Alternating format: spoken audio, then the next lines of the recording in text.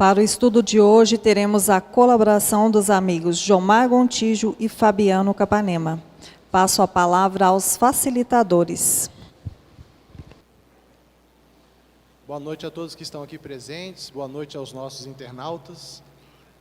É com muita gratidão que estamos aqui mais uma vez, reunidos, para podermos estudar a doutrina espírita.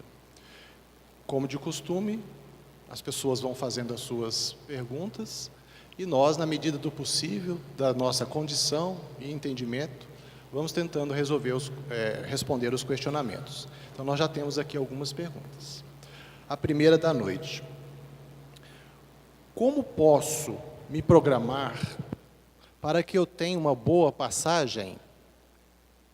Quando chegar minha hora, tenho muito medo de morrer. A pergunta muito interessante, e a gente poderia fazer uma reflexão juntos sobre o presente, a dádiva que é a vida. O medo de morrer é uma situação, é uma cultura ocidental, porque os orientais têm um entendimento sobre a morte diferenciada, são questões culturais.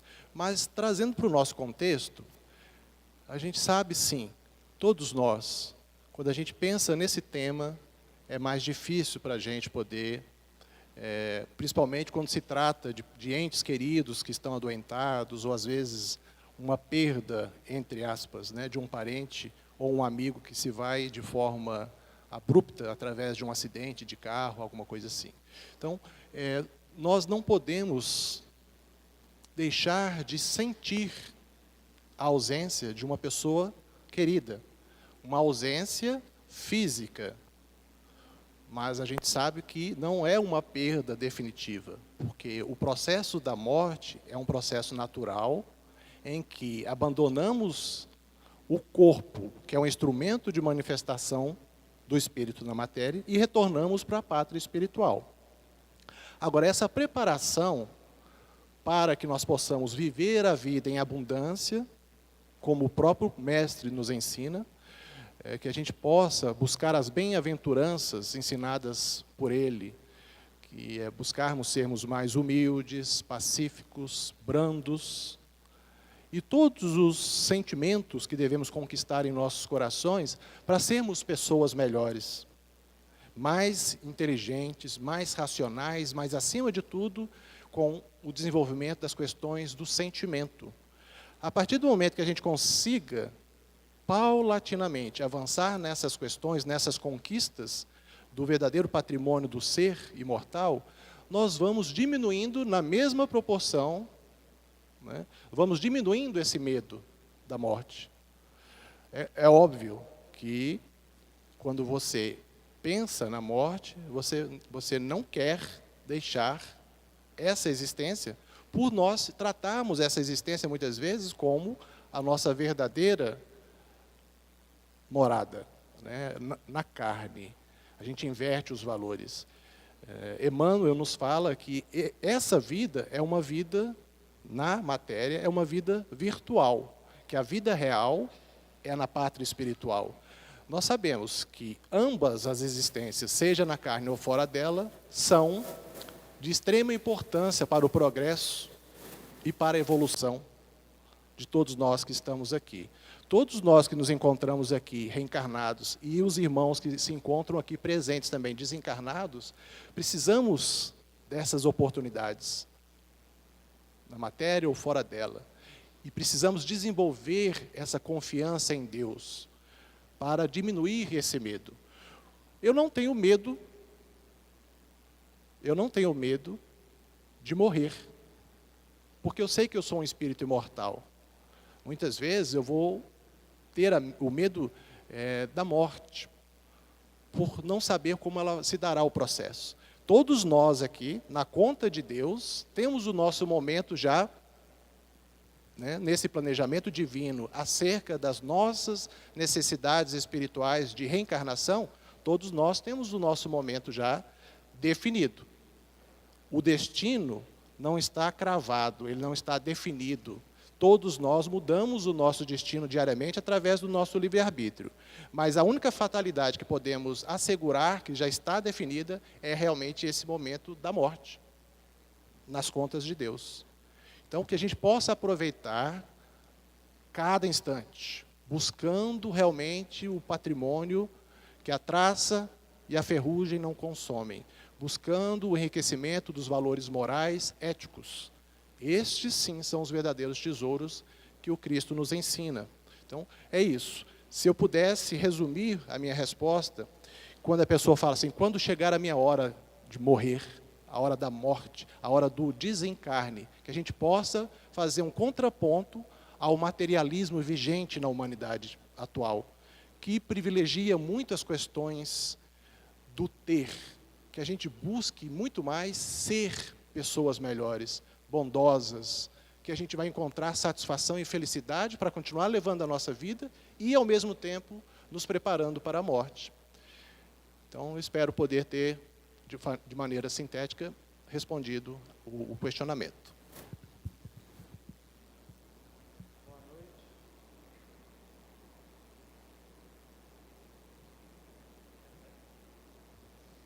Alô? Agora sim, estão me ouvindo? Boa noite a todos. Uma alegria estar de volta nessa casa de luz, essa casa de harmonia e de serenidade. Eu sempre gosto muito desse estudo de perguntas e respostas, porque é uma oportunidade que cada um de vocês tem de tirar alguma dúvida. E a gente aqui se esforça, né, de tentar respondê-la. Então tem os voluntários aí, quem quiser fazer pergunta é só levantar a mão, recebe um papelzinho, vocês escrevem, a gente esclarece aqui. E as perguntas de hoje têm prioridade. Então aqui, estou recebendo uma aqui agora, vou respondê-la. Ia responder outra aqui, mas já vou responder a de hoje. Quando uma pessoa morre, quanto tempo leva para o espírito desencarnar? É possível que o espírito dessa pessoa fique ao nosso lado até ser aceita no hemisfério espiritual? Te faço essa pergunta porque às vezes sinto que estão ao meu lado e às vezes me sinto muito bem, às vezes me enfraqueço. Pergunta super interessante. Então, o que acontece?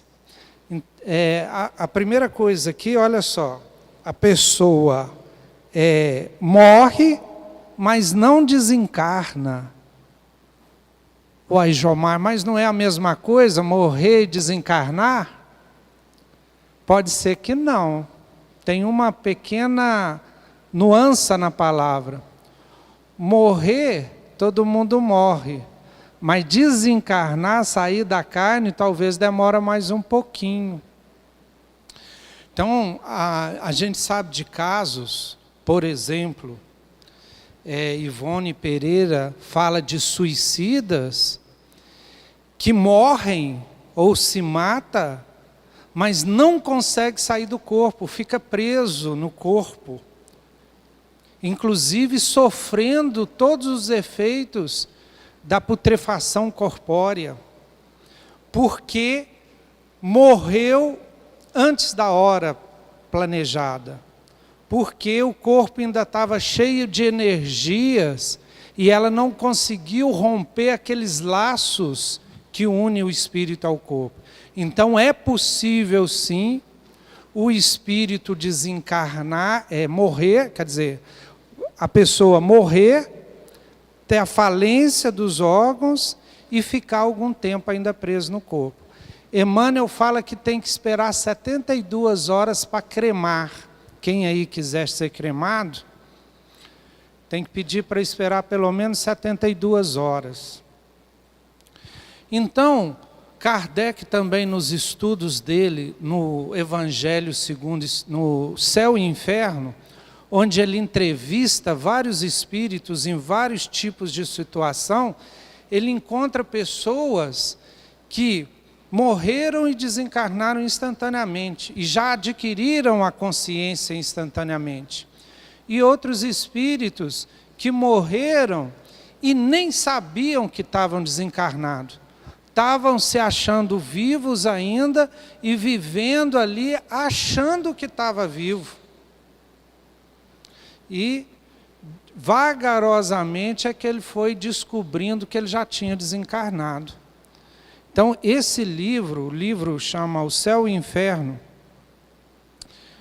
de Allan Kardec, é um livro que a gente tem que ler porque ele entrevista vários desses espíritos recém-desencarnados, espíritos em situação boa, em situação ruim, e mostra para a gente isso aí.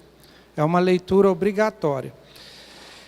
Aí ela começa a perguntar aqui, se o espírito vai imediatamente para outro lugar, se fica ao nosso lado, que ela sente o espírito. Aí já são outras questões, porque já envolve a sensibilidade mediúnica. Aqui está cheio de espírito. Tem um aí ao seu lado, talvez tenha um sentado ao lado da senhora aí, a senhora não está vendo, né? Aqui deve ter alguns aqui atrás. Então esse mundo aqui está cheio de espírito com a gente. Talvez tem mais espírito aqui, talvez não, com certeza. Tem mais espíritos aqui do que os encarnados que a gente está vendo. Agora, vocês estão vendo? Estão? Não? Sentindo? Ouvindo? Porque para a gente ver, ouvir, a gente tem que ter uma certa sensibilidade mediúnica para ter essa percepção. Porque eles não são visíveis a esses olhos físicos, né? A luz pega e atravessa eles, então não há reflexão de luz para os nossos olhos perceberem. Nem tampouco eles têm voz e aparelho fonador que desloca o ar para os nossos ouvidos ouvirem. Para a gente perceber, precisa de ter um outro tipo de sensibilidade, que é a chamada sensibilidade mediúnica. Aí, se você que fez essa pergunta começa a ter esse tipo de sensibilidade, você tem que observar para ver se você tem essa sensibilidade mediúnica, ou seja, de perceber os espíritos. Porque os espíritos estão aqui com a gente, né? Todas as classes de espírito. Espero ter ajudado e respondido, ou pelo menos esclarecido um pouco mais.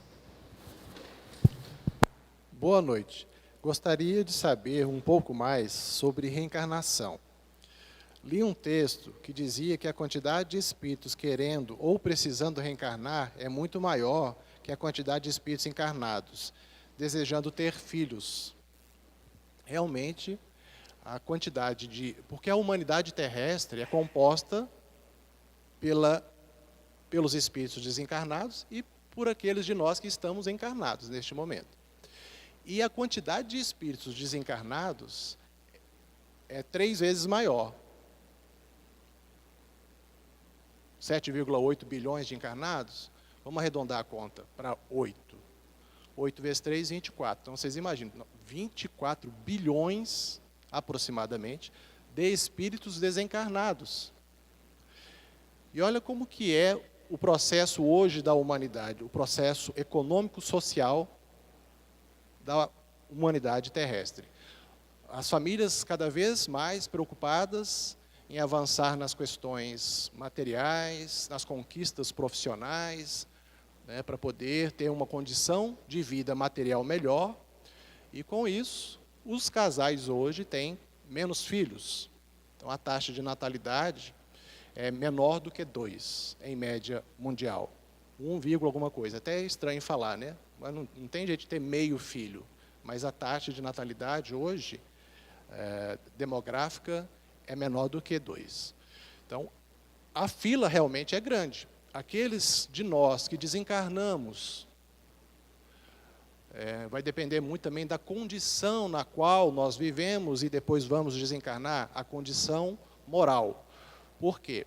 Se eu, na minha atual existência, eu não coloco em prática tudo isso que eu estou estudando, que a doutrina nos traz em termos de conhecimento e proposta de mudança pessoal de autotransformação. Então, se eu não coloco em prática, a consequência depois de desencarnado é de vir o processo da culpa, do remorso, as coisas que eu deveria ter feito e não fiz.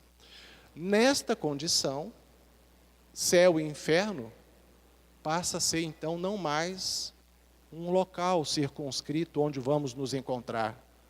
Não é simplesmente isso. É claro que nós vamos nos encontrar em algum local depois do desencarne, que vai estar diretamente ligado ao nosso processo evolutivo. Quanto mais evoluído, mais ascensão.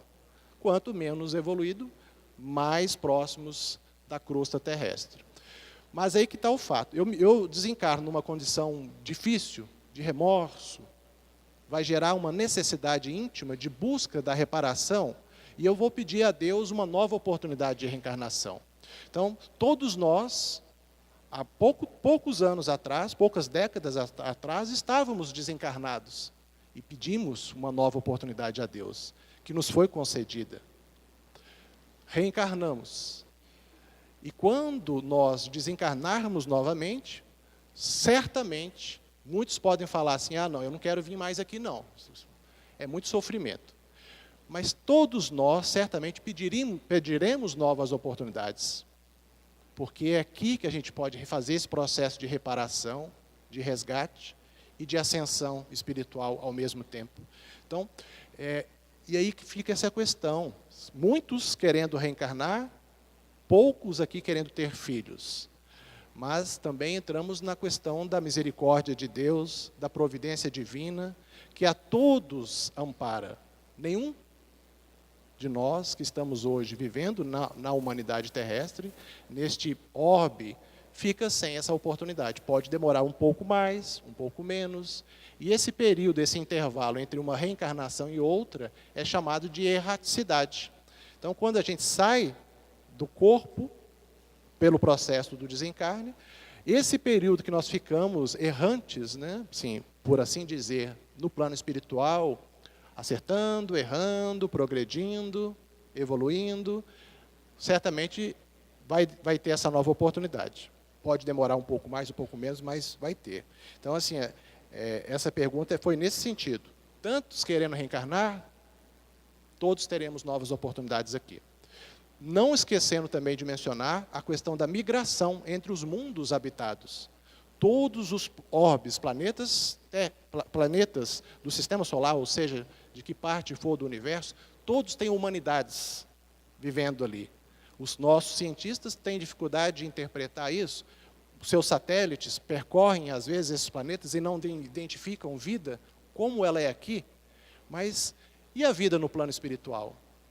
Outras formas de vida, entende? Então não vamos entrar nessa seara aqui de falar de pluralidade dos mundos habitados, mas é só para falar que Deus a todos nós oportuniza para que a gente possa continuar o nosso progresso e a nossa evolução espiritual.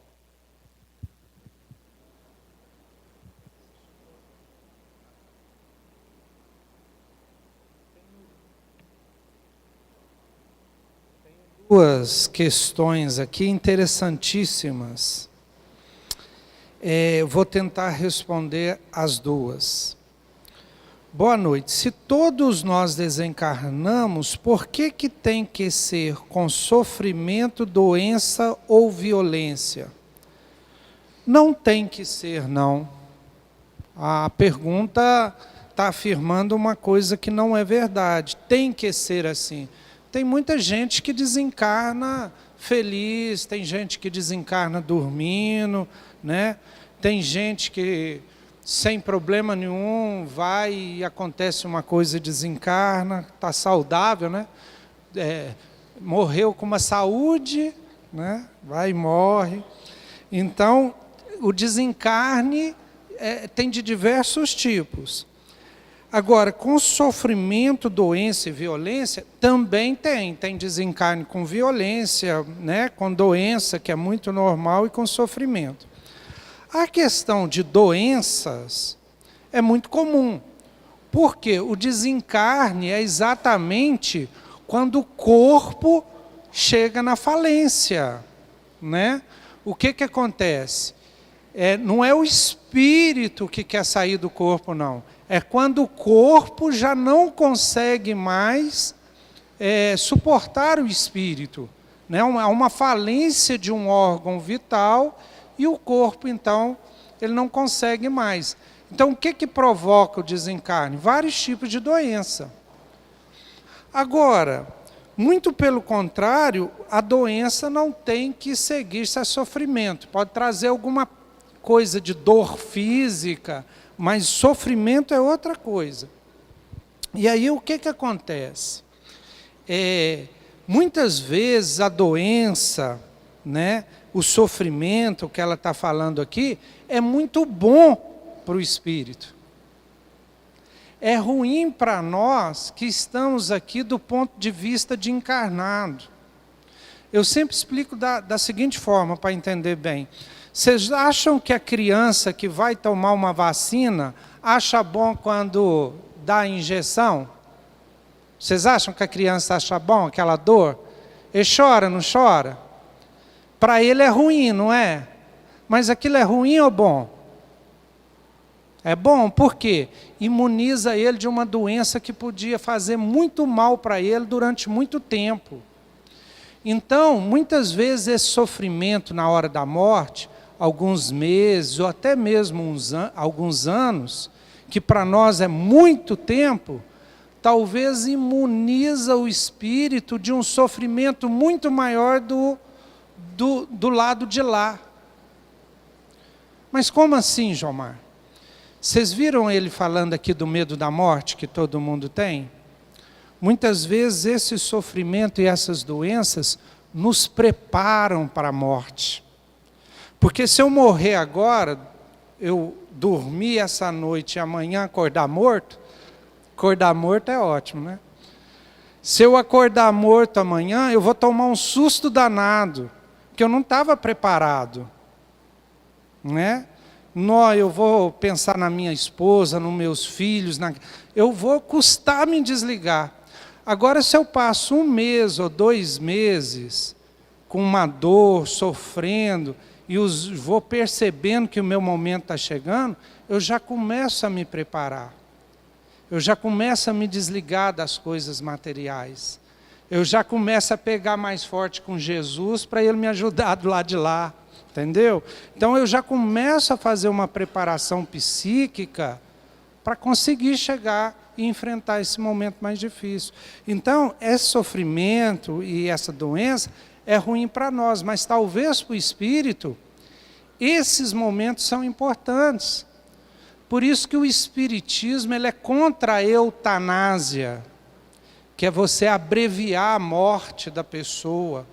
Ela está lá, todo mundo sabe que ela vai morrer, e você vai lá e ajuda, dá uma empurradinha. O espiritismo é contra, é deixar naturalmente. Naturalmente vai chegar o momento e ele desencarna naturalmente. Porque talvez esse momento ali é a preparação para ele desencarnar. Agora, seguindo essa pergunta, tem uma muito mais complexa que... Tá doido, vocês ficam fazendo pergunta difícil para nós. Eu não sei se eu vou conseguir responder, não, sinceramente. Que é a seguinte: a depressão pode levar uma pessoa a tirar a própria vida. E é considerada uma doença. É do corpo ou do espírito essa doença? Se a pessoa suicida, foi escolha do espírito ou a doença que a levou a tomar essa atitude? Ela está falando o seguinte, olha só, o suicida sofre muito, mas se não foi a pessoa que quis, foi uma doença que levou ao suicídio. Vocês estão entendendo a diferença, como é que é complicado? Porque a depressão, a pessoa vai ficando melancólica, vai ficando triste e pode levar ao suicídio. Mas a pergunta é o seguinte, mas aí, a pessoa foi culpada ou não, já que era uma doença? Quem sabe ela não se suicidou porque ela queria, foi a doença que levou ao suicídio. Então vamos lá. Quando se fala em depressão, não dá para separar claramente até que ponto é espiritual e até que ponto é físico. Geralmente são os dois. Tanto que você precisa de um tratamento espiritual e precisa também do tratamento físico. Porque a depressão, ela afeta o cérebro, a harmonia cerebral, e pode faltar elementos ali que realmente deixa a pessoa cada vez mais triste. Mas se perguntar aos próprios médicos a causa disso, eles não sabem. Porque geralmente a causa da depressão é espiritual. E aí o espírito precisa de ter força de vontade para tanto fazer o tratamento físico, mas também buscar os tratamentos espirituais. O passe, a evangelioterapia, a laboroterapia, e começar a buscar melhoria para sair desse processo. Então, veja, depende dele buscar sair desse processo. E o suicídio não é o mesmo para todos. Kardec, no Livro dos Espíritos, ele fala de atenuantes e agravantes do suicídio. Ele conta e pergunta, inclusive citando um pai que se suicida para evitar que um filho vá na guerra, lá na época dele. E aí, os espíritos respondem que aquele suicídio teria um atenuante, porque o pai fez isso em função do filho, para ajudar o filho, mas os espíritos ainda fazem uma pergunta que é a seguinte, que esse pai deveria se questionar se a vida dele não seria mais importante para o filho do que a morte. Então, o suicídio sempre é uma coisa errada, mas também tem atenuantes e agravantes. Eu não sei se eu consegui responder, mas é realmente uma pergunta muito complexa. Boa noite. Trabalho com vendas e já aconteceu do meu cliente ficar bocejando, abrindo a boca e com sono. O que isso quer dizer? Que eu possa estar com energia densa ou pode ser espíritos negativos perto dele, tentando atrapalhar o meu trabalho? Bom, as questões orgânicas, né, de cada um podem nos levar ao bocejar. É uma necessidade, muitas vezes, de quem está cansado, né, com sono. Mas tem também as questões ligadas à influenciação, interferência a nível espiritual, certamente.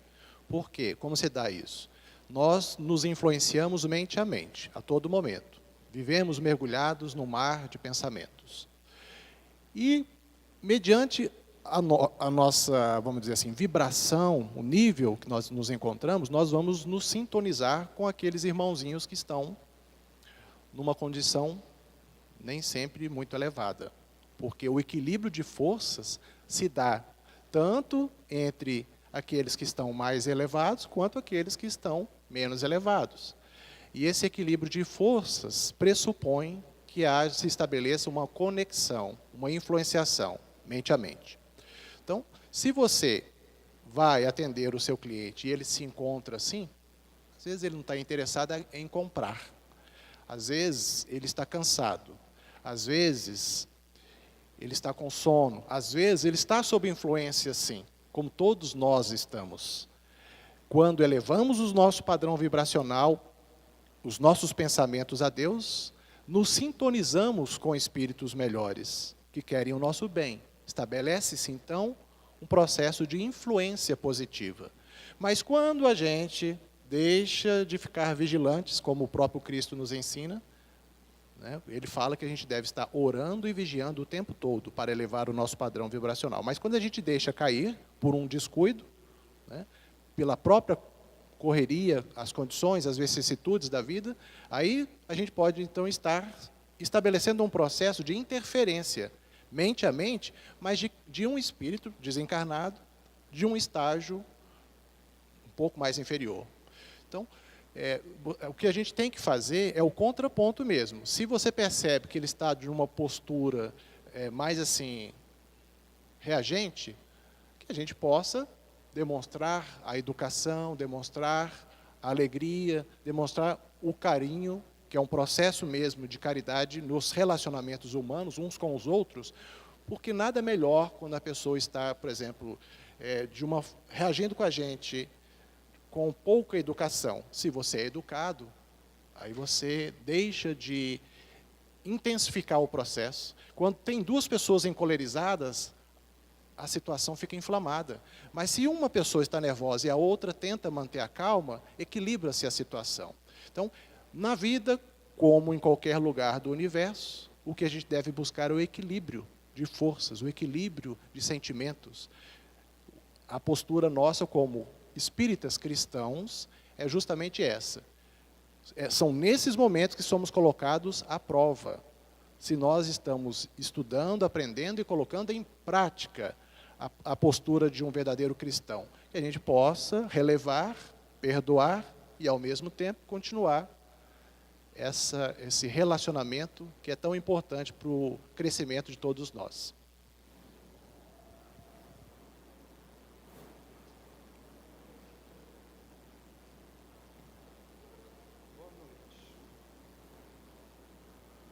Alô, boa noite.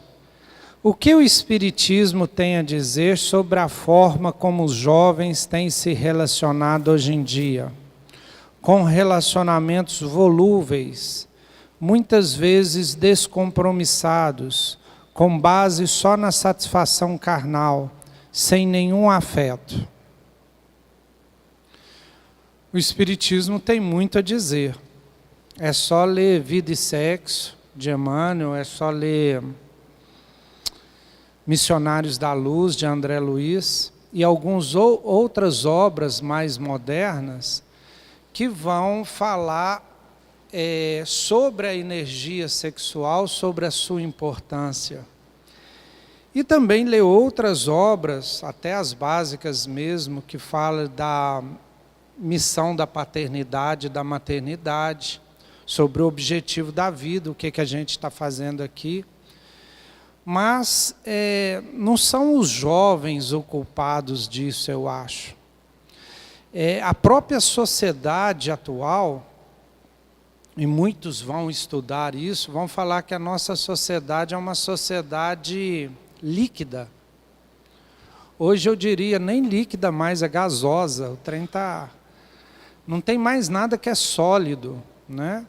Então, antes a família era muito sólida, a educação era muito sólida, os valores eram muito firmes. E hoje em dia, parece que tudo isso se perdeu, né? Tudo pode, cada um faz o que quer, não se respeita mais as tradições, né? Pai, mãe. Então hoje está uma sociedade assim, que a liberdade se confundiu com a libertinagem. Porque a liberdade, olha que bonito, gente, isso é ética. A liberdade não é fazer conforme seu desejo, mas é fazer conforme sua vontade. Porque o desejo, ele nos torna prisioneiro. É tipo a pessoa que é viciada em álcool e fala assim, eu bebo porque eu quero. Não é verdade. Ele bebe porque ele não consegue querer não beber. Ele é escravo da bebida, ele é dependente. Então ele acha que bebe porque quer, não. Ele bebe porque ele não dá conta de parar. Então cria-se uma ilusão de liberdade, de fazer o que se quer, mas no contrário aquilo é uma prisão. Então quando você obedece cegamente os desejos carnais, como ela fala, ou qualquer tipo de desejo, sem que aquilo seja o melhor para você, você está abrindo mão da sua verdadeira liberdade. Porque a liberdade é fazer aquilo que é melhor para você. Se eu sei se é melhor para mim, eu vou fazer aquilo. Se eu sou livre, eu vou fazer o que é melhor para mim. Agora, se eu faço algo que não é o melhor para mim, então eu não estou sendo livre. Isso é liberdade. O resto é libertinagem. O resto é você ceder para desejo, para uma coisa temporária. Agora, aquele que é senhor de si, ele sempre vai buscar fazer o melhor que é para ele. E quando eu falo o melhor para ele, é o melhor para o espírito, porque nós somos essencialmente espírito. Se eu fizer algo que seja melhor para o corpo, em detrimento do espírito, eu estou traindo aquilo que eu sou. É o que Jesus quis ensinar quando ele falou assim, não é o que entra pela boca do homem que o corrompe, mas é o que sai dela. Porque o que entra pela boca corrompe o corpo, envenena o corpo. Mas o que envenena o espírito é o que sai dele, porque o coração dele está cheio. Então é outra coisa, e o ser humano é espírito. Então, infelizmente, nós espíritas somos resistentes a uma sociedade que é liberal demais, individual demais, materialista demais, tecnológica demais. O Espiritismo nos ensina a resistir a tudo isso com o nosso humanismo, com o nosso dever, com a nossa consciência que somos espíritos e não matéria. Então, quem falou isso aqui, eu acredito que vive uma luta de resistência a esse mundo, a esse momento do planeta Terra, que não é um momento que privilegia o espírito, que privilegia o ser, né? É um momento que privilegia o ter, é um momento que privilegia essa liberalidade, né? Essa liberalidade, isso tudo. Então, eu acho que o Espiritismo, se bem estudado, pode nos ajudar muito a resistir a esse mundo. E quem sabe, no final da nossa vida, poder falar igual Jesus, né? Porque Jesus enfrentou um mundo muito difícil também. E ele falou assim, não temais, eu venci o mundo, né? Quem sabe a gente também possa vencer pelo menos um pouquinho desse mundo que a gente encontrou. Boa noite. Dizem que os animais são para-raios. Eu não consegui, para-raios. Absorvendo a energia negativa que venha a ser direcionada para seu dono. É mito ou verdade? O que acontece com os animais quando morrem? Então, nós temos duas perguntas aqui. O que são os animais? O que são os espíritos? A gente precisaria aqui de pelo menos uma noite inteira para falar sobre esse assunto. Porque para entendermos a trajetória, porque Deus, na sua infinita sabedoria, bondade e todos os atributos, Ele nunca deixa de obrar no universo como um todo. A sua criação está em profusão. Todos os princípios materiais e princípios espirituais criados por Deus, que dão origem ao fluido cósmico universal, e a sua densificação vai dando origem ao reino mineral, em outros planetas, como no nosso, ao reino vegetal. Esse princípio inteligente, criado por Deus, vai estagiando em reinos considerados inferiores ao reino hominal. Então passa pelo vegetal, mineral, animal, e chega ao hominal, quando torna-se espírito. E os dois principais atributos do espírito são justamente o livre-arbítrio, que é a capacidade de a gente fazer escolhas e determinar o nosso futuro, e o senso moral, entre escolher o que é o certo, o errado, o bem e o mal. Os animais ainda não, enquanto princípios inteligentes que estão estagiando nesse reino inferior, ainda não adquiriram esses atributos. Então, um animal não tem consciência de si mesmo, como o ser humano tem. Tanto é que se você se aproxima um animal do espelho, ele não se reconhece. Vocês podem observar, ele pensa que é um outro animal da mesma espécie. Então, essa questão de ser ou não para-raio, de absorver as energias que são, muitas vezes, direcionadas para o seu dono, é óbvio que eles têm percepções, agora falando das questões físicas, muito mais avançadas que as nossas. Um cachorro escuta 50 vezes mais do que um ser humano. Então, essas percepções são mais aguçadas.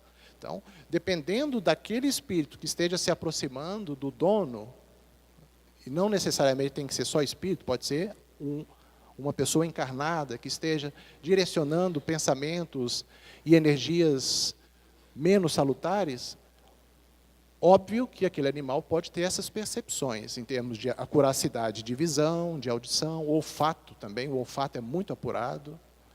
Então, quanto mais um espírito que se aproxime de nós, ele está numa condição precária, vai densificando o perispírito, alguns relatos até mesmo de emanação de odores, que as pessoas sensitivas, com percepções extrasensoriais, conseguem perceber. Na nossa generalidade, nós não conseguimos. Foi o que o Jomar perguntou. Vocês estão vendo espírito? Vocês estão ouvindo espírito? O médium ostensivo tem essas capacidades extrasensoriais, né, de percepção. Os animais têm também, mas não necessariamente eles vão absorver e vão ser impactados com essa energia negativa. Não. Isso aí não vai prejudicá-los de forma alguma, porque Deus também a todos protege. Tanto é que, se um espírito... percebamos aí, vamos entrar na questão rapidamente daqui da política. Alguns líderes, governantes brasileiros, tem pessoas ali que estão totalmente desanimadas e com raiva de alguns políticos. Se a energia mental da população que enxerga naquele governante um mau governante fosse capaz de prejudicá-lo, nós temos muitos políticos que seriam fulminados, né? Fulminados aí pela essa força mental, mas isso não acontece. Dentro das leis de Deus, um plano da matéria mais densa não pode sofrer essa influenciação de forma a esse nível, porque são densidades diferentes, são corpos diferentes, são matérias mais densas e outras menos densas, né, dos espíritos. Então, assim, eu não vejo sentido a gente falar que vai impactar um animal dessa forma. E o que acontece com os animais quando morrem? Nós sabemos pela espiritualidade superior que todo animal, quando ele passa pelo processo da morte, a gente tem que fazer uma distinção aqui também do ser humano, porque o desencarne do ser humano é de um ser com consciência de si mesmo, que progride, igual o Jomar comentou. Ele vai morrer, vai desencarnar e logo vai adquirir a consciência da sua nova condição. No animal, ele não tem consciência de si mesmo. Então, o que a espiritualidade superior faz? E não só, não, os espíritos superiores não, perdão, mas os espíritos incumbidos dessa tarefa, porque os espíritos superiores estão com atividades mais elevadas.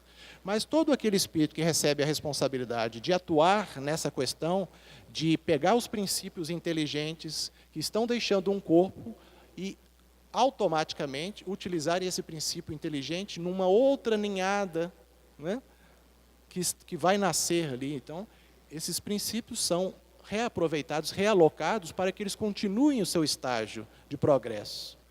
Tudo na natureza evolui. A lei de progresso, a lei de Deus fala que tudo está em evolução. Tudo. Então, esse princípio inteligente é recambiado para assumir um novo corpo e assim ele vai continuar a sua trajetória. Os seres mais elevados sempre ajudando os seres que estão da retaguarda. O apoio é nesse sentido. Os prepostos de Deus nos amparando para que a gente possa continuar progredindo. Nos animais não é diferente. Todos recebem um amparo para que possam continuar a sua trajetória. Roberto, dá tempo para uma rapidinha? 1 minuto e meio, vamos lá então. O que é o Espírito Santo dentro do Espiritismo? Um espírito evoluído. Né? Antigamente, antes da pesquisa de Allan Kardec, né, sobre o mundo espiritual, que descortinou o mundo espiritual para nós, você tinha 2 tipos de espírito. Quais que eram os 2 tipos? Ou o demônio ou o Espírito Santo. Tinha outro não. Ou era o trem ruim, ou era o trem muito bom. Não tinha outro tipo de espírito. Kardec é que vai estudar e descobre a multiplicidade dos níveis espirituais ou evolutivos que os espíritos têm. Então tem desde espírito muito inferior, cheio de maldade, crueldade, que talvez até possa receber a alcunha de um demônio, mas na verdade demônio não existe, segundo o Espiritismo, como um ser totalmente voltado para o mal, não existe. E até espíritos de luz, espíritos com uma bondade imensa, com um conhecimento enorme. E esses espíritos, quando se manifestavam, eles, principalmente dentro do catolicismo, né? Esse termo Espírito Santo é da religião católica, eram determinados como o Espírito Santo, que virou parte da Trindade, né? Deus, ou é Jesus, ou é o Espírito Santo. O Espírito Santo, então, seria uma das manifestações de Deus. Para o Espiritismo, o Espírito Santo seria um espírito bem evoluído, né? Um espírito puro, um espírito de luz, que vem trazer uma mensagem dignificante, uma mensagem instrutiva, uma mensagem de amor, de sabedoria. Seria isso aí que na religião católica, principalmente na Idade Média, em toda a história, seria denominado como Espírito Santo. Na verdade, seria um espírito que se santificou ou evoluiu e ficou nessa condição de bastante evolução. Muito obrigado, gostaríamos de agradecer a todos, principalmente os internautas, né? E por causa do tempo, o inflexível tempo, nós estamos encerrando as perguntas e as respostas da noite de hoje. Muito obrigado. Obrigado a todos.